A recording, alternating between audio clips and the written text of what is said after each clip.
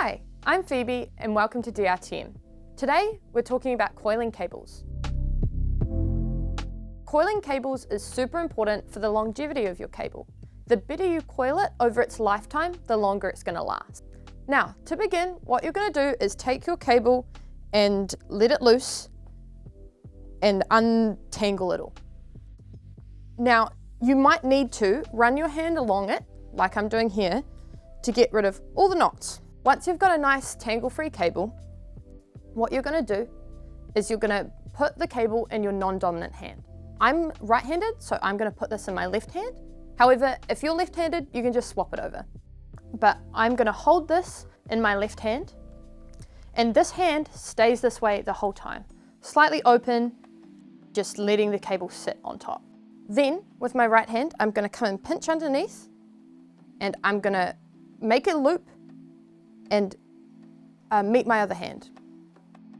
However, when I do that, I'm going to roll my fingers. So, I'm going to come and I'm going to roll so it makes a nice loop here. Then, instead of coming and pinching here, I'm going to flip my hand the other way and flip my hand back over, so I'm going underneath. Then you just repeat it the entire time. So I'm going to come and pinch and roll so it makes a loop. Then I'm going to come underneath and flip it over. And then you just do that the entire time. Roll and then underneath, making loops around the same size. Roll until you've got a whole bunch of loops like that. Now, you don't want to leave this like this, because as soon as you put it away, it's just going to become all tangled up again.